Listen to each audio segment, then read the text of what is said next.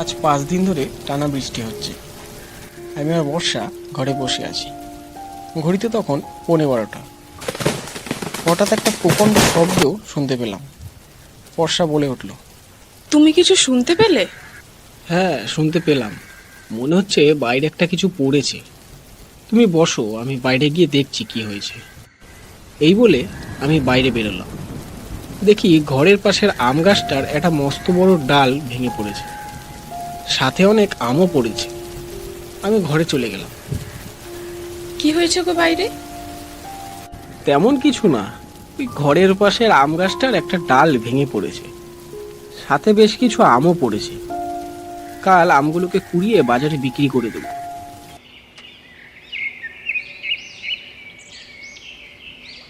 খোকা, ও খোকা, ওঠ বাবা, বাইরে গিয়ে দেখ কত আম পড়েছে।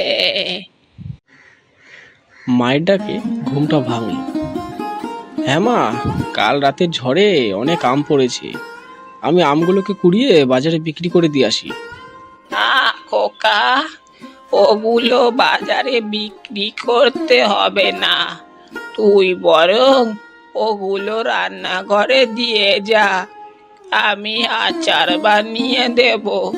তোর বাবা আচার খেতে খুব ভালোবাসতো। মানুষটা এভাবেই অকালে চলে যাবে তা স্বপ্নেও ভাবতে পারিনি। খোকা, ওগুলো দিয়ে যা। আমি আমগুলো কুড়িয়ে মায়ের কাছে দিয়ে আসলাম।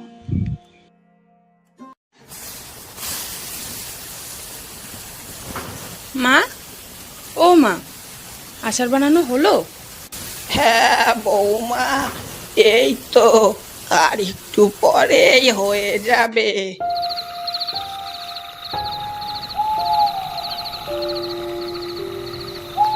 বৌমা, ও বৌমা, এই নাও আচার, খেয়ে দেখো কেমন হয়েছে।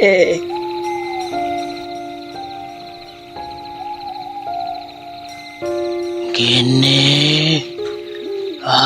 কিন্নি,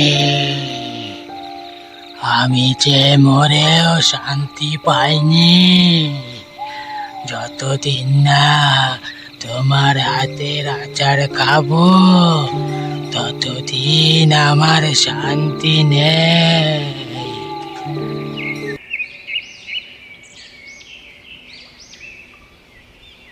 খোকা, ও খোকা, ও খোকা, ও দেখ কি হয়েছে। কি হয়েছে মা? রান্নাঘরে সব জিনিসপত্র লন্ডভন্ড হয়ে আছে। কে জানো রাতে রান্নাঘরে এসেছিল। ও কোনো চোর টোর হবে মা। না গো, আমার মনে হয় কোনো ভূতেরই কাজ। আমি মাঝে মধ্যেই ওই পাশের আম গাছটা থেকে কিছু আওয়াজ শুনতে পাই। মনে হয় কে যেন কথা বলছে। কি যাতা বলছো, সব উল্টোপাল্টা কথা। মা, তুমি খেতে দাও তো, অনেক বেলা হয়ে গেছে। মনে হচ্ছে সবাই ঘুমিয়ে পড়েছে। গিয়ে দেখি আচারের বয়মটা পাই কিনা। ও কিন্নি, ও কিন্নি, কে এত রাতে?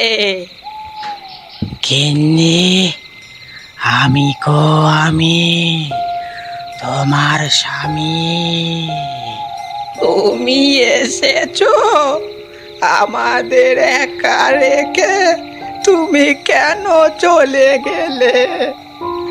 কিন্নি, আমি খেয়েও যে শান্তি পাইনি। ঘরের পাশের আম গাছটায় আমি থাকি। সেই দিন ওই গাছের ডাল আর ওই আমগুলো আমি ফেলেছি। তাও গিন্নি, তোমার হাতের বানানো আমের আচার আমায় একটু খেতে দাও, তবেই আমি মুক্তি পাবো। এই নাও আচার, খাও। হ্যাঁ দাও।